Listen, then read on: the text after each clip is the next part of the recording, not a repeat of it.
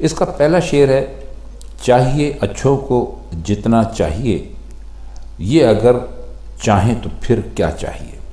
اچھوں سے مراد ہے ان کی حسین لوگ، انہوں نے ان کو اچھا کہا ہے۔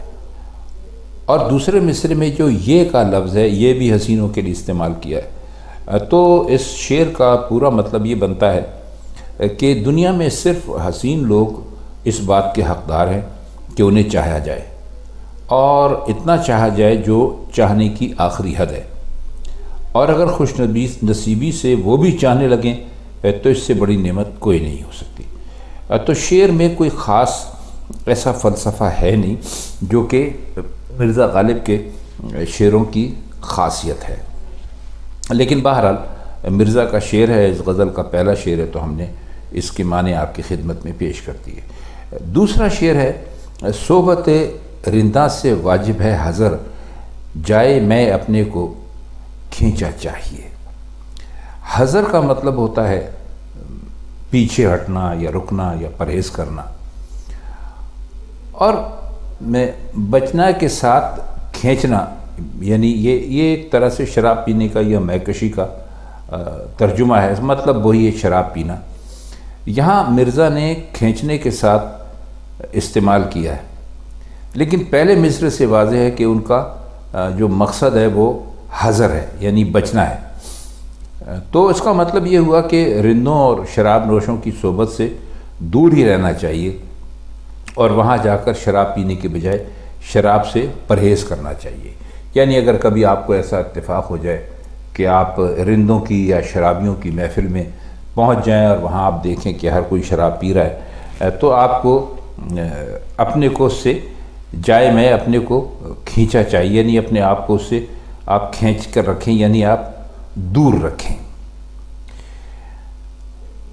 تیسرا شعر ہے کہ ہوتا ہے جاننا یا خیال کرنا، اور دوسرے مصرے میں جو سمجھنا جو ہے اس کا مطلب ہم لیں گے سزا دینا یا مزہ چکھانا یا پرسش کرنا، پوچھنا کہ بھائی یہ کیا ہو رہا ہے۔ جب اس کا ہم مطلب کریں گے تو آپ کو انشاءاللہ تعالی یہ سارے الفاظ واضح ہو جائیں گے۔ تو کہہ رہے ہیں کہ اے محبوب، میں تیری چاہت کو ایک معمولی سی بات سمجھا تھا، میرا جو دل ہے وہ ایک بالکل ہی معمولی سی بات سمجھا تھا، یعنی اس کا خیال تھا کہ یہ کوئی ایسی خاص بات نہیں ہے جو مشکلات کا سبب بنے گی، لیکن ایک معمولی بات سمجھ کر اس نے یہ اتنا بڑا کام سنبھال لیا تھا۔ اب لازم ہے کہ اپنے دل کو اس حماقت کا مزہ چکھایا جائے۔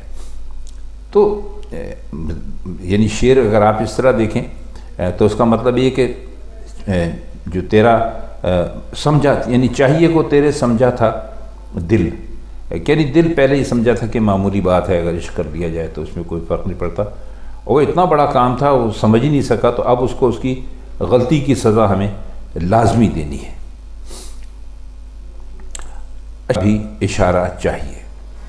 اب پھول کے کھلنے کو چاک گریباں سے تشبیہ دی جاتی ہے، کہتے ہیں کہ ہر کام قدرت کی مرضی کے مطابق کرنا چاہیے، تو بس جب تک پھول اپنا گریبان چاک نہ کرے تو شاعر کو بھی چاہیے کہ اپنا گریبان چاک نہ کرے۔ تو اس میں لطف یہ ہے کہ جو مجنوں ہوتے ہیں یا پاگل ہوتے ہیں ان کو ہمیشہ بہار کے موسم میں زیادہ، یعنی ان کے بیماری زور پر ہوتی ہے۔ تو عام قاعدہ تو یہ ہے کہ بہار آتی ہے تو درختوں میں شگوفے پھوٹتے ہیں، کوپنیں نکلتی ہیں، پھول کھلتے ہیں، آپ سے جانتے ہیں کیا ہوتا ہے۔ تو کہتے ہیں کہ تو بھی موسم بہار کے بغیر اپنا گریبان چاک مت کیا کر، اس لیے کہ اس کے لیے قدرت کی طرف سے بھی کوئی اشارہ ہونا چاہیے۔ یعنی جس طرح فطرت کی دوسری چیزوں کے جو دامن ہوتے ہیں وہ آمد بہار پر چاک ہوتے ہیں، اسی طرح تیرا دامن بھی بہار کی آمد کے بغیر تار تار نہیں ہونا چاہیے، یعنی تجھے بھی قدرت کے معاملات کے مطابق ہی چلنا چاہیے۔ شعر دیکھیے کہ دوستی کا پردہ ہے بیگانگی، منہ چھپانا ہم سے چھوڑا چاہیے۔ بیگانگی کا مطلب ہوتا ہے بیگانہ سمجھنا، کہتے ہیں غیر سمجھنا۔ تو منہ چھپانا ہم سے چھوڑا چاہیے، چھوڑا چاہیے کا مطلب ہے یہاں پر آپ لیں گے چھوڑنا چاہیے۔ تو وہ کہہ یہ رہے ہیں کہ اے محبوب، اگر آپ منہ چھپا کر ہم سے بیگانے بنتے ہیں، غیر بنتے ہیں، حالانکہ یہ پردہ داری تو دوستی کا راز فاش کرنے کی دلیل ہے۔ اگر آپ چاہتے ہیں کہ ہم سے بیگانہ بنے رہیں تو منہ چھپانا چھوڑ دیجئے۔ اگر آپ ہم سے پردہ داری کرتے رہیں گے تو لوگ سمجھیں گے کہ بھائی ضرور دال میں کچھ کالا ہے۔ گویا اس ذریعے سے مرزا جو ہیں اپنے حصول مطلب کی تدبیر کر رہے ہیں۔ ان کے کہنے کا مطلب اصل میں یہ ہے کہ جب آپ کسی کو چاہتے ہیں یا کوئی آپ کو چاہتا ہے تو وہ اگر آپ سے بات بات پر شرمانا شروع کر دے، آپ کے سامنے نہ آئے، اپنا چہرہ آپ کو نہ دکھائے، اور جب کہ اس کا یہ رویہ دوسرے لوگوں کے ساتھ نہ ہو اور صرف آپ کے ساتھ ہی خصوصی طور پر ہو، تو لوگوں کو شک ہو سکتا ہے کہ بھائی ان کے بیچ، ان کے درمیان کوئی ایسا معاملہ ضرور ہے جس کی وجہ سے یہ پردے والا سلسلہ چل رہا ہے۔ شعر دیکھیے کہ دشمنی نے میری کھویا غیر کو کس قدر دشمن ہے دیکھا چاہیے۔ کھونے کا مطلب آپ بہت اچھی طرح جانتے ہیں، گنوا دینا، اور غیر سے مراد ان کی یہاں پر بھی دشمن ہے۔ تو کہہ یہ رہے ہیں کہ غیر برابر میرے خلاف لگائی بجائی میں لگا رہا، یہاں تک کہ محبوب کا دل بھی اس سے اکتا گیا، اور جو اسے ایک عزت اور ایک اعتماد محبوب کے یہاں حاصل ہوا تھا وہ خاک میں مل گیا۔ یعنی میری دشمنی میں اس بیوقوف نے اپنا بھی بیڑا غرق کر لیا۔ تو دیکھیے اس کی دشمنی کا درجہ کہاں پہنچا ہوا ہے۔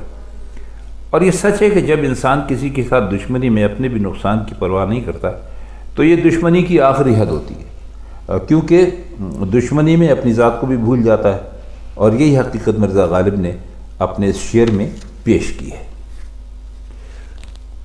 شعر دیکھیے کہ اپنی رسوائی میں کیا چلتی ہے سئی، یار ہی ہنگامہ آرا چاہیے۔ اس میں کوئی مشکل لفظ نہیں ہے، تو ہم اس کے مطلب کی طرف آتے ہیں۔ وہ یہ کہتے ہیں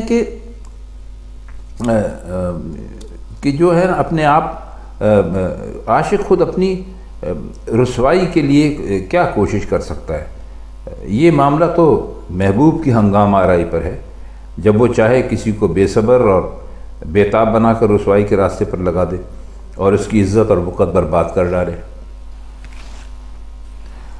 آخری شعر ہے کہ چاہتے ہیں خوب رویوں کو اسد، آپ کی صورت تو دیکھا چاہیے۔ خوب رو کہتے ہیں خوبصورت کو، اور خوب رویوں اس کی جمع ہے۔ تو کہہ رہے ہیں اپنے آپ سے مخاطب ہے کہ اسد تم حسینوں کو چاہتے ہو، واہ ذرا اپنی صورت دیکھو، یہ اس قابل ہے کہ حسینوں کو چاہے؟ تو اپنے آپ سے مخاطب ہے کہ غافل، چاند سے چہرے والے دلرباؤں کو چاہنے والے آدمی کو بھی خوش وضع اور خوبصورت ہونا چاہیے۔